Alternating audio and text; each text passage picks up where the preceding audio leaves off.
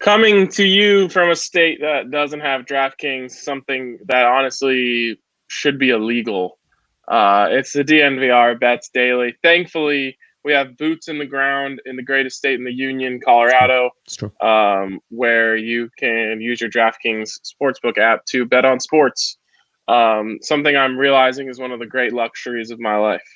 It really is. It really is. It's just one of those things where now you leave Colorado and you're in a bit of trouble. Now, how far are you from the Pennsylvania border? Because gambling is legal in PA. Well, and they've legalized it here. A bunch of these states are just really screwing this whole thing up. Like Oregon being the worst example of this. Oof. They I think they partnered with some company who built like kind of like the official website for the state. Almost think of it like the lottery. You know how the lottery is like controlled by the state. That's how some of these other places are doing it, and they're just absolutely dropping the ball. Oregon is losing money on sports betting. How is that even possible? Like the house never loses, except for in Oregon. Somehow the house is losing. That is incredible. So, anyways, they'll get it figured out. You know, eventually all 50 states will realize you need DraftKings Sportsbook if you want to be recognized as a legitimate part of the United States of America. So true. Anyways, I want to start here because there's been a crazy development in Colorado sports futures betting, and it surrounds the great Nikola Jokic. Both of us, unbeknownst to ourselves, tweeted about this morning because it's pretty groundbreaking. Yeah, we've been in the same girls' DMs and we didn't even know it, but that's just how we are. You know, we have the same taste in winning bets, losing bets, and what attracts us about Colorado futures. So go ahead, Ryan, tell the good people what this seismic shift has been in just 2 days. Just 2 days. So take you back to the first quarter of the Nuggets-Rockets game, in which I tweeted, Nikola Jokic looks like he's on a mission to average a triple-double, which is something that is all but confirmed at this point. At that point, it was merely a theory. But I'm worried that... Yeah, go ahead. Jokic is not a stat chaser in my mind, but he is a walking double-double. You know, there are walking buckets. Jokic, just with his touch, his height, his size in the NBA, the kind of minutes he plays, he's a walking double-double, 10 and 10 just in his sleep. Now, if he's playing like the reincarnation of like 7-foot Serbian Steve Nash or the Serbian Magic Johnson, which is really the mode he's in now, then yes, he really is a whole other level. I mean, he's more of a triple-double guarantee than probably any other player in NBA history, maybe, when he's playing like this with that kind of pass-first mentality. So, at the same time, the great Adamades during that game tweets out, I just got Nikola Jokic at plus 2,500 to win MVP. 40 to win 1,040 or something, he said. And right then and there, it got on my radar. I was like, we need to get on this. Yeah. So before it dropped, I got in as well. And as early as 8 a.m. yesterday, I believe, is when they update the numbers, just for your guys' own, so you know. Because I got it. Yes, because I was catching a flight yesterday morning, so I was up extra early, and I kind of got lucky that I was looking before they updated it. Snap. So yesterday morning, it shifts from plus 2,500 to plus 1,800, which is still good value. I told people, including you, use your 20% profit boost on it, which you get daily in the NBA, and that'll move it up to like 2180 plus 2180. I believe was the number. And unfortunately, you did not take my advice. But you know what? That's okay. One triple-double later, even in a Nuggets loss, Nikola Jokic now has moved in 48 hours from plus 2,500 to plus 1,200 to win NBA MVP. He has the fourth shortest odds, and he is in there with one hell of a group of players. They have realized, and we said this before the season. We talked about Nikola Jokic MVP odds before the season started, Trey. You did. And we said, well, he'd have to average a triple-double. He was always 2,500. Why am I thinking 2,200? The Nuggets were 2,200 to win the chip. He was always 2,500 even earlier in the to start the year, right? No, I think the Nuggets were plus 2,000 to win the chip, and he was plus 2,200. Right. That's what I thought too. So the first couple games, the odds get better, and then in the last 48 hours, they've plummeted.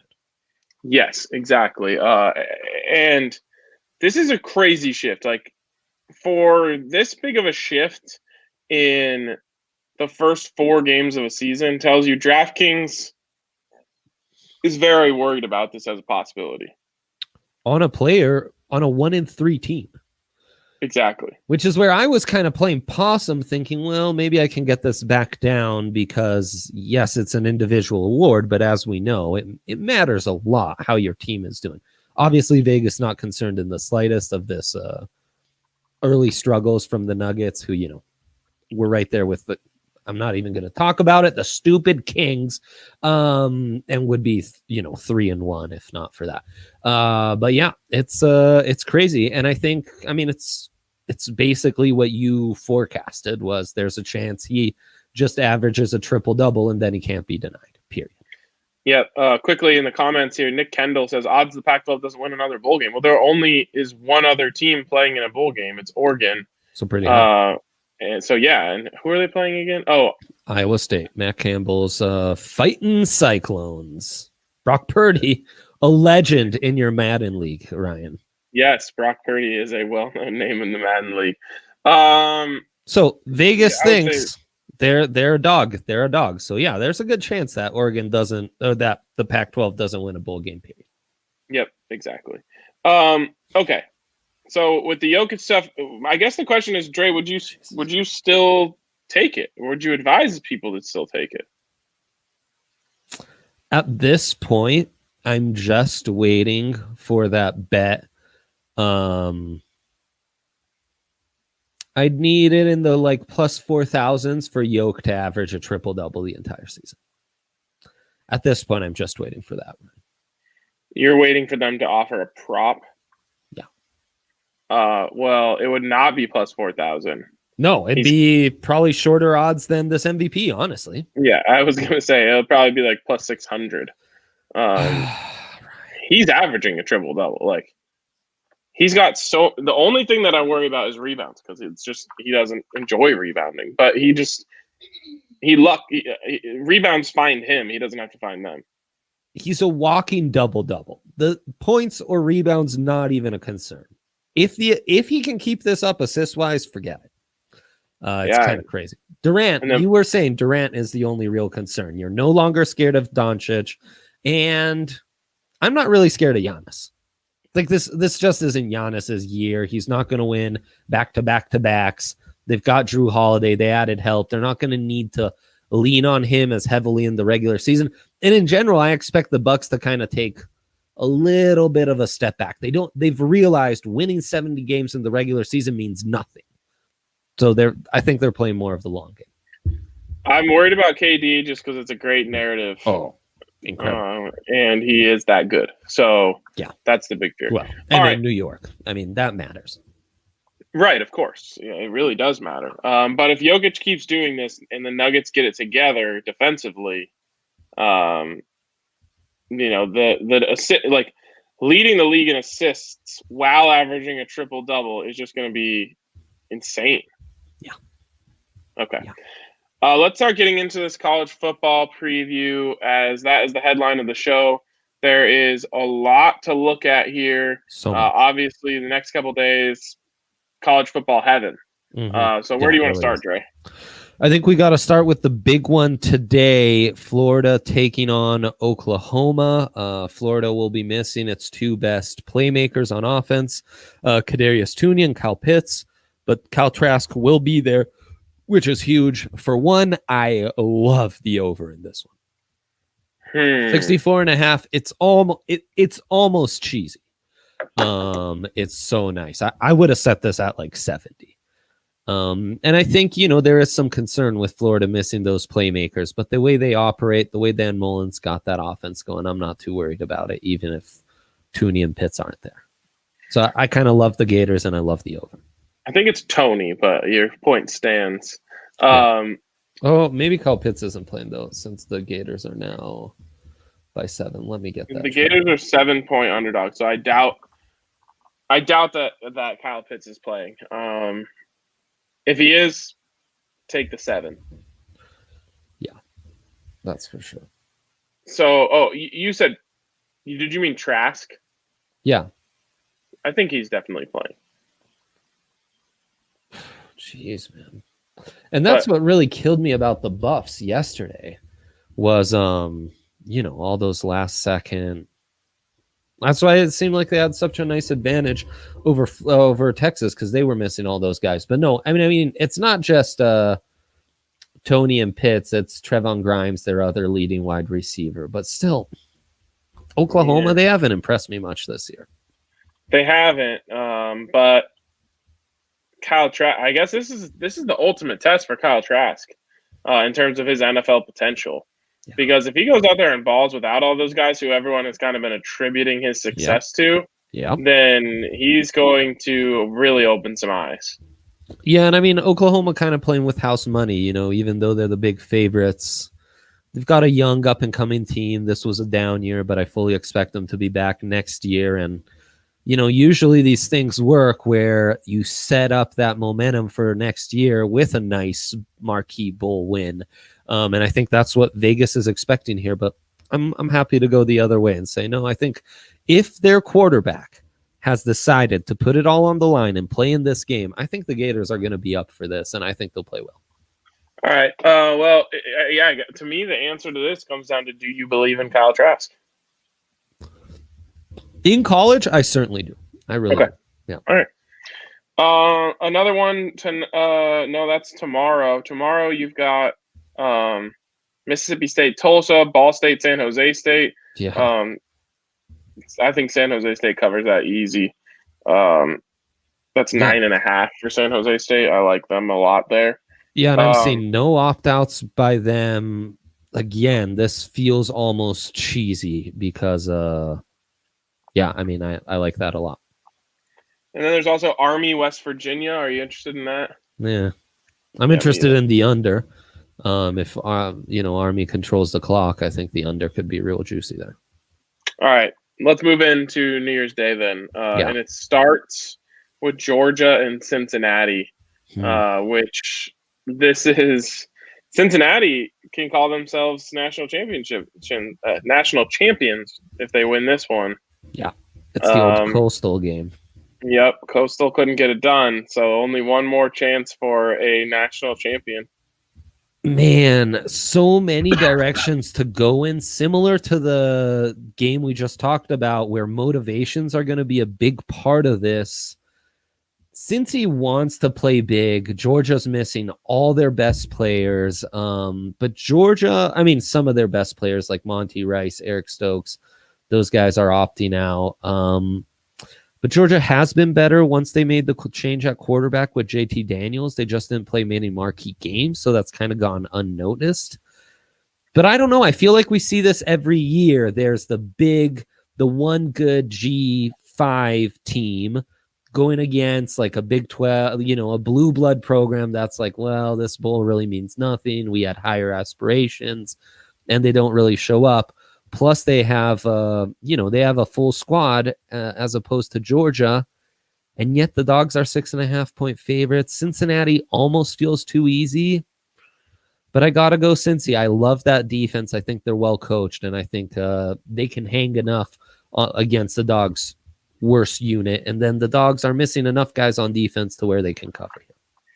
This is and so you want to keep the points. You don't want the money line. Yeah. This one is one of those ones where you're going to know quickly whether or not you made the right decision, in my opinion. Yeah. I'm talking like first drive on either side of the game, you're going to know if you made the right decision or not. Because what's going to happen here is either Cincy's going to be able to hang and you're going to see it, Yep. or the trenches of Georgia doesn't. I mean, as you saw with Texas last night, certain time it doesn't matter who is in there. It's a 4-star from the South, and you put them in there, and they might just dominate the trenches. And I can't remember what game it was last year. Who was it? It might have been Oklahoma. Someone played UCF, I think, in one of these games. And the UCF's one, I'm thinking back to a couple years. I've done this a couple times. They did it to Auburn the year they went undefeated. They did it to Baylor in the Fiesta when Blake Bortles was there. So UCF is the perfect team that's like, man, I've seen this before, and I'm a little skeptical about Georgia. Be motivated to show up here. Yeah, that's interesting. I feel like I bet on one of these teams last year and they got just eviscerated. I can't remember who it was. It might have been Baylor, but that they don't really count. But maybe it just felt like them. They felt like a G5 team. Yeah, kind of. Okay, so we like Cincinnati. Ron Pablo in the comments asking if you like the over. It's 50.5. It's a pesky one. You know, the thing is, so as you were saying, the Texas game is a good lesson because even though Georgia's missing guys, in some cases it's almost better to be missing guys when we talk about motivations, right? Mm-hmm. Because, yeah, that veteran who's already got an eye towards the NFL is probably better off opting out. But that sophomore 5-star who's, only seen snaps in nickel now really gets to start the whole game and showcase his talent, and he gets Cincy as opposed to Bama to do it against, and, they start to flash and make big plays. Honestly, I kind of like the over here. But it's counterintuitive because the defenses are the strengths of both these teams. Yeah, man, I don't know. I'm unconfident in the over-under there. The total is a bit of a stay away for me as well. You probably are hoping for dysfunction on Georgia's offense if you're picking Cincy in the first place. Yeah, that's true. That's true. So, not really strong leans there. I kind of want to just take Cincy just for the fun of it. Yeah, for sure. I mean, can't fault you for that. Auburn and Northwestern. This feels cheesy. It feels super cheesy on the Northwestern side. Northwestern minus 3.5 feels cheesy. I don't know. It's like an SEC school taking on Northwestern. I know, but the SEC school just fired their coach. What I'm saying is, yes, the 3.5 does feel like the cheese. You're thinking Northwestern is a way better football team than Auburn this year, and that's why it feels cheesy. Because that feels obvious, which makes it feel cheesy because they're taking on an SEC team, like we just mentioned. 4- and 5-star dudes from the South in the trenches. That always scares me. Right. I know this one's a really tough one for me too. And I mean, Northwestern's missing some guys as well. First team all-conference corner and Greg Newsome, their second leading wide receiver, and they just don't convince me. And I almost wonder if Auburn's the cheese here, because Auburn, a significantly worse team than Northwestern, though they've played twice as many games. I hate it, but I need to take a couple picks that I hate. This is college football. Expect the unexpected. I'm gonna go with the hook and take the plus 3.5 on Auburn. Hate it though. Hate it. I don't like any players that Auburn has. No. Yeah, you know who I like is Anthony Schwartz, their speedy wide receiver, opted out. So there you go. I don't want to bet on that game. It just doesn't. There's nothing good there. There you go. If I thought that was an option, I would have said the same, frankly. Now we get to the good stuff. Beautiful. Leading off the slate in the semifinals, Notre Dame and Alabama. Alabama has moved all the way to 20-point favorites in this game. 20-point favorites in a college football semifinal game. Yeah. At this point, like, just give them a first-round bye. Oh. They're just, oh man, they are baiting you to take Notre Dame plus 20. They are, and that's why I'm taking Alabama. Notre Dame is the cheese.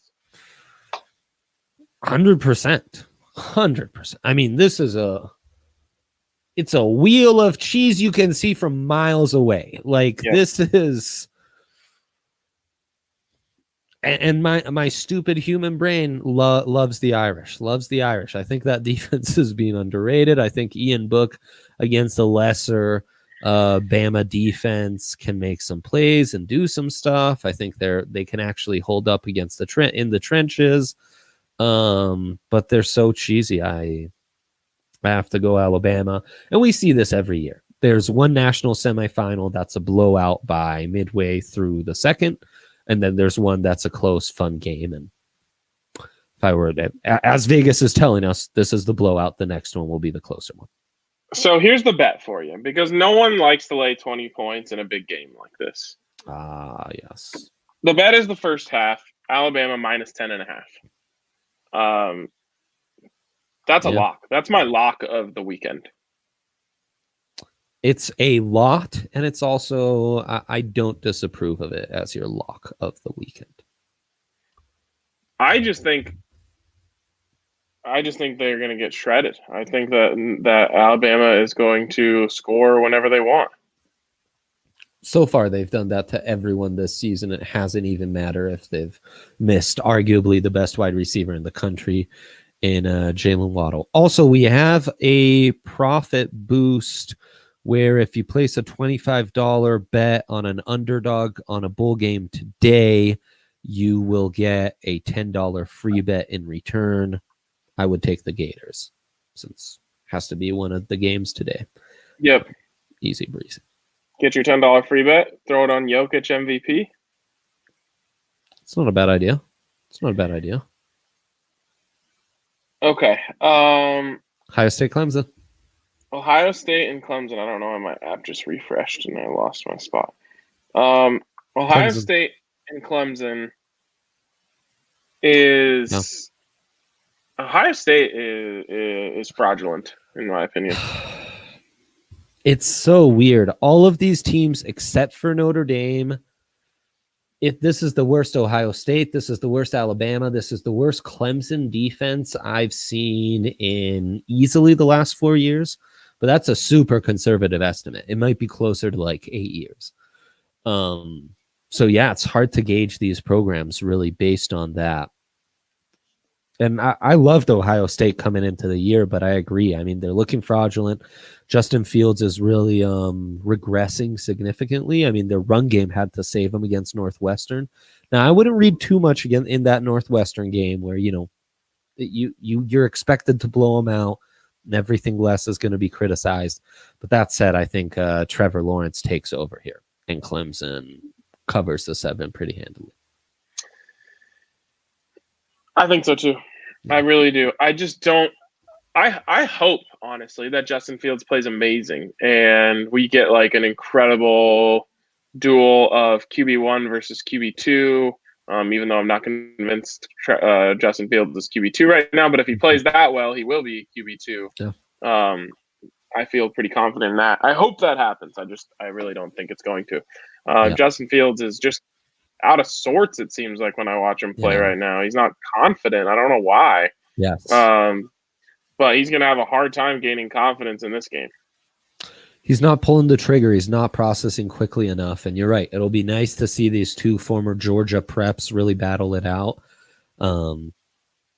That's what I hope will happen. Rarely does what I hope will happen, though. Just got to look into the future and think that through. 66.5 is the total. Kind of love the over in the Notre Dame game if you think Bama's going to blow them out by 20 plus. This one, man, that number seems right on the money. If you think Ohio State can battle and keep it a little closer, I'd go under. If you think, yeah. I mean, I think that number's just about right. If you like Clemson, you might be leaning over, but I wouldn't pound the table for it for sure. All right. Anything else that you wanted to point out here? I know you. Oh, there was 100% Profi boost. That's college basketball.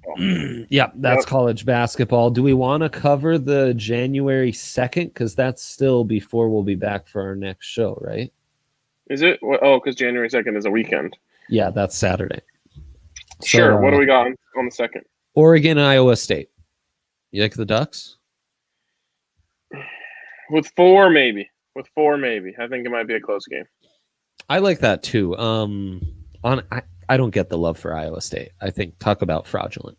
Well coached, decent team that they compete at all levels, but I don't think they can hang too much. Would have loved North Carolina plus 7.5 going against Texas A&M. Texas A&M feels like a classic letdown, right? They're the 5th seed. They didn't even get into the SEC championship. They're just let down, but they also have something to prove because this program's kind of on the come up. So hard to gauge. North Carolina, unfortunately, their star, their stars aren't playing. Chaz Surratt on defense and Michael Carter on offense. Their stud running back isn't going to be there. So I don't know. I'll be sprinkling North Carolina plus 7.5, but that's about it. It's a bummer. That's a bummer. Yeah. Just because I wanted to watch more Surratt. Mm-hmm. I know. He's exciting. Yeah. Okay. All right. 100% Profi boost. College basketball tonight.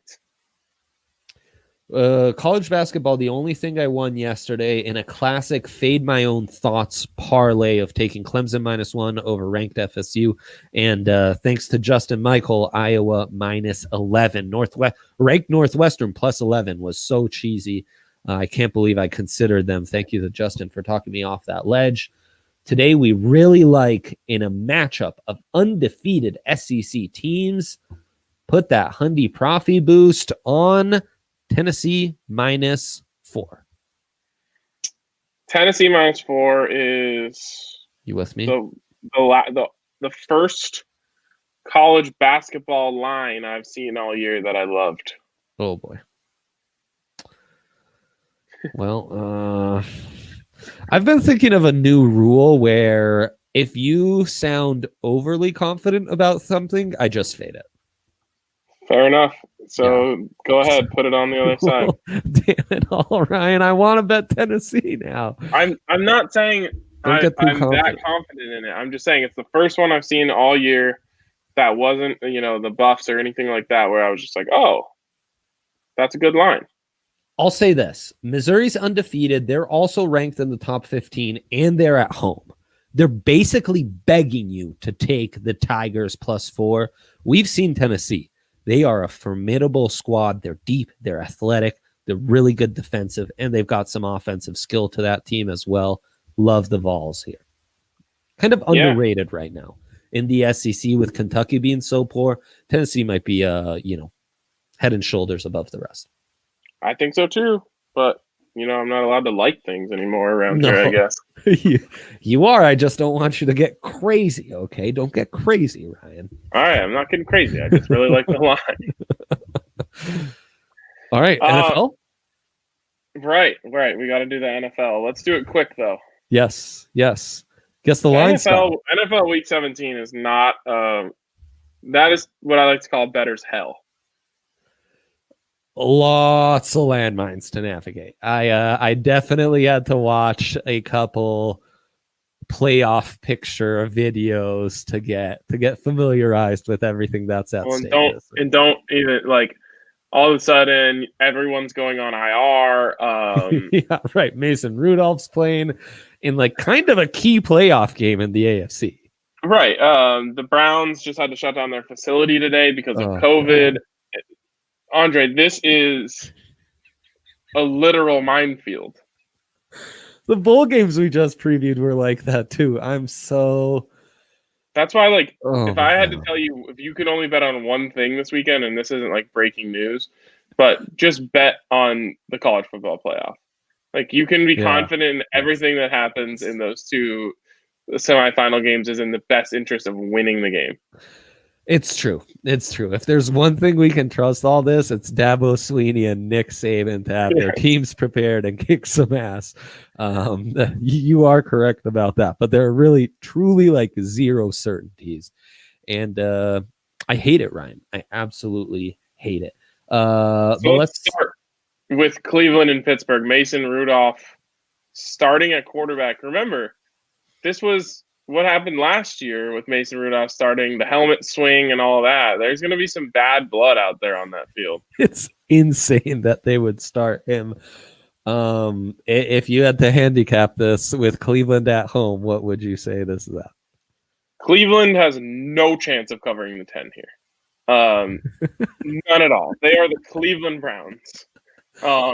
This will be painful for their fans, whether they win or lose. There's just no two ways about it.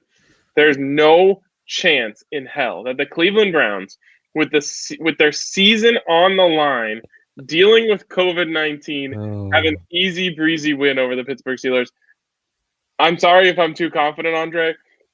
I know how the forces of the universe work. If they win, it will be excruciating for them. Now when they're kind of crazy theories, I love the confidence. Okay. It's like fave confidence that I'm very skeptical of. This I love though. This I love. You telling me like go all in with the Browns playoff hopes on the line, go all in on +10 with Mason Rudolph. I'm like, where do I sign? Finally a theory I can get behind here. This is like, in order for Cleveland to win this game by more than 10 points, the forces of the universe have to shift. Truly. I mean, truly. Now, there was that whole eclipse thing the other day where the two planets crossed each other. Right. So the forces of the universe could have shifted then. But if that was the case, the Buffs wouldn't have gotten blown out by Texas. I was going to say. Night. Yeah. So I think we're safe here. I think Cleveland wins, but in the most brownie ways ever.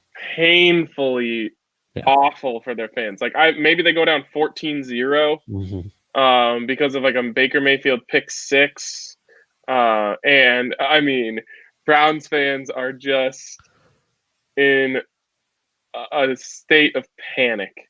When you do this, when you like think through what is going to be the post-game scenario, like what is the torture people will be put through, I don't think you've been wrong once this year when you do these breakdowns. So I'm like all in. I'm like 3 units deep into the Steelers +3 already, or +10. I'm sorry. I'm a big believer in the forces of the universe. The forces of the universe will not let them win this easily. 100%. All right, Ravens, Bengals. Ravens -13. Broncos fans really want the Bengals to win because it will help them move up a spot in the draft. But it's probably not happening. We know Lamar Jackson feasts on bad teams. That's his thing. This is what Lamar does. He's going to cover this. But they're blowing him out by 20. Easy. Would you see? I don't do double digit on favorites. You can't. Lamar though is the exception to that rule. I've said it before. He is really. I might just like throw this into a parlay with a little home cooked tease on there just to get it into the single digits. Okay. I like it. Other games with playoff implications somehow, some way. Dallas versus New York is a playoff game or a playoff play-in game for Dallas. They need to win, and Washington needs to lose. Right? Does Washington have the tiebreaker? Correct. Yes, I believe that's right. But I'm gonna double check for you right here. Whoever wins this game, Washington has the tiebreaker. Whatever team gets into the playoffs has made a colossal mistake. So the Cowboys should just lose this game and get the hell out of there. They won't because the Red Rocket is feeling Slinging it. And so don't they feel like the one team that wants to win, though? they do. Yep, and that's why I think they're probably going to win this one. Oh, okay. I was going to go the other way. They'll lose. Washington should want to lose, but will win, and they'll make it in because they're the hot defense. But I do expect Philadelphia to be favored. I haven't looked at these lines yet. Oh, no, so Washington's favored. I'm surprised by that. Yeah, I mean, they have something to play for. I know, but Jalen Hurts, I mean, I wouldn't overreact too much to that one loss. Like, the Eagles have something at quarterback. Yeah. I mean, it's been years since a guy took snaps at quarterback in the NFL that I'd basically never heard of. Taylor Heineke? Yeah. I think that Alex Smith might have a chance to play in this one. You should hope so. If you're laying 2 points on the former Skins, I would do that big time. Yeah, do that. It's unfortunate that we didn't get to see Steven Montez. There was a chance there, but some guy you've never heard of usurped him, which is a tough scene for him. Could you imagine Steven Montez starting in a home playoff game in like a week? Insane. Okay, other playoff implications. You know what I love? And this is another rule breaker, but I think the exception... Well, maybe it doesn't because they've already clinched that first overall pick. So how do you feel about Colts minus 14 against the Jags? The Jags are they're going to play so free. Right. They made sure they lost last week, but now that burden's kind of left them. I don't think they were thinking about it, honestly, ever. Sure. But it existed in the universe. Yeah. Right. And now it doesn't. I also have a weird feeling about Texans plus 7.5 against the Titans. My note is anything over Texans plus 3.5, I'm hammering. Oh, it is significantly over that. They'll lose this, but they won't lose it by more than 3. That's the Texans' way. That's their way of life, 7.5 is the line, and that is beautiful. It's a lot. Yeah, that's beautiful. What about Packers-Bears? Bears win this. They're in. Packers still fighting for some seeding here. The Fighting Trubiskys have turned this around in a massive way. Aaron Rodgers was born to crush the hopes and dreams of Bears fans. Truly, yeah. That's his purpose on earth. Is that? That's why he was put here. So, give me the 5. Give me whatever. Packers by a lot. They've got some Rams vibes or some Ravens vibes to them, to where if there's a lesser team, they're blowing them out often. And then the other true play-in game is Cards-Rams. Cards-Rams. 2 coaches with a fade. And John Wolford is starting at quarterback for the Rams. And no Cooper Kupp. Woof. How are the Rams just +1 then? I don't know, because the Fighting Kyler Murrays have been kind of a mess lately. Yeah. I think that the Rams defense completely shut them down last time too.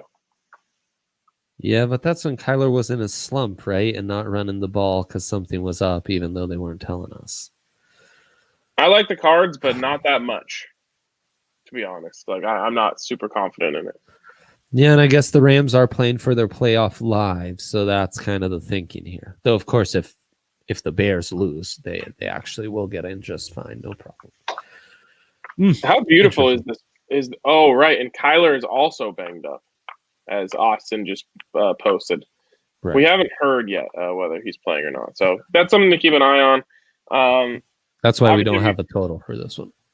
Yes. Obviously, we got to talk Raiders Broncos. Yeah. I feel the same way about this one as I did last week. The Broncos the best interest in the Broncos is losing. Yeah. So they will win. Yeah, but last week they lost. I know. Well, it was going to happen one of these 2 weeks. I too was convinced they would win. But I don't know. I mean, I'm seeing the injury report. I think the Broncos are kind of pulling like sometimes front offices step in and say, actually, take this starter out, take that starter out, we're going to make sure the odds are stacked against you. Doesn't matter. Mariota playing with house money. Okay, last time Mariota played the Broncos, he didn't score any points. Was that the last start he had as a Titans quarterback? They ended his career in Tennessee. Yeah. Yes. Crazy. Jeez.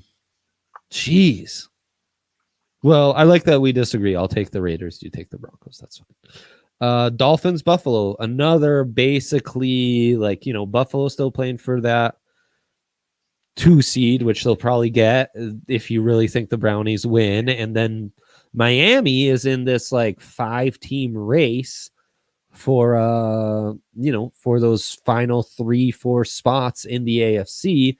They need to win to keep Indianapolis out. So I mean, this is a big game in the AFC East, and I'm really surprised that Buffalo is just a 1.5 point favorite at home. Is that cheese then?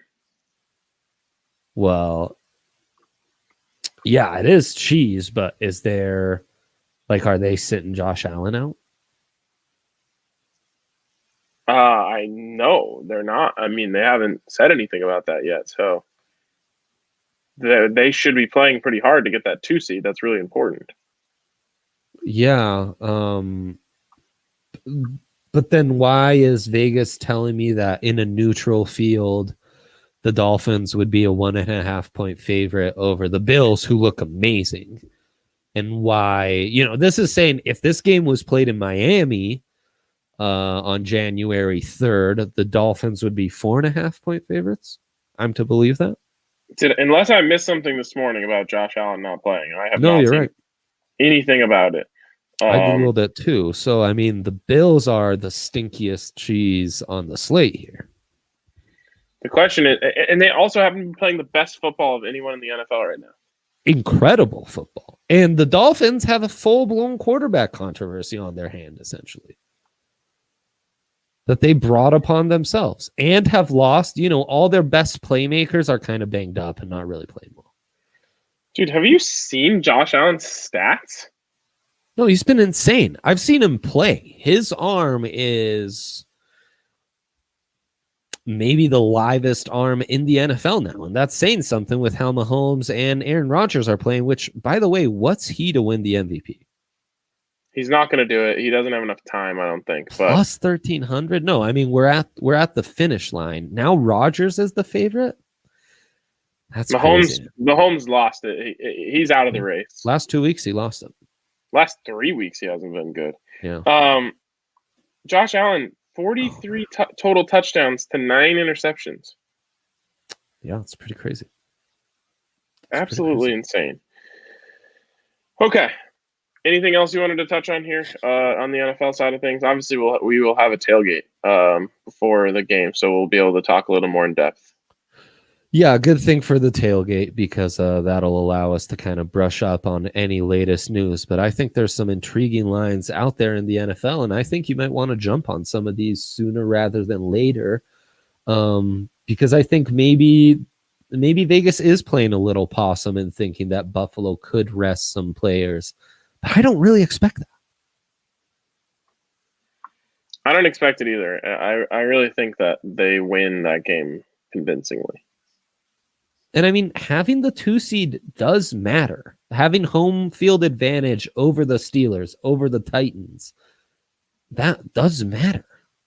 It matters quite a bit, especially because you're hoping, if you're one of those teams, that KC gets upset. Mm-hmm.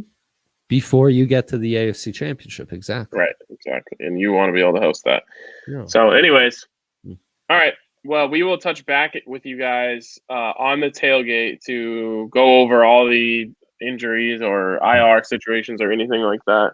Of course, if you want to get in on any of this, you got to go over to DraftKings Sportsbook, download the top-rated DraftKings Sportsbook app, and get in on your sign-up bonus up to $1,000. Right now is the best time I've ever seen to get in on DraftKings. They are giving out insane things every single day. 100% profit boost, 200% profit boost, free bets, this, that, the other thing. And you can always get that $1,000 sign-up bonus when you use the code DNVR at sign-up. Only at DraftKings Sportsbook. Must be 21 or older. Colorado only. Bonus comprised of a first deposit bonus and a first bet match, each up to $500. Deposit bonus requires a 25x playthrough and restrictions do apply. See DraftKings.com/sportsbook for details. And if you have a gambling problem, call 1-800-522-4700. Code is DNVR. Do not miss out. Get in right now. There's probably going to be awesome stuff for the college football playoff, awesome stuff for the NFL Week 17. NFL playoffs, I assume, is going to be awesome. So if you've been waiting, now is your time to get in. And Dre, this will be our last show before that tailgate. So everyone, hope you took your notes, and we'll see you with a big old bankroll on Sunday morning. Happy New Year's, Sam.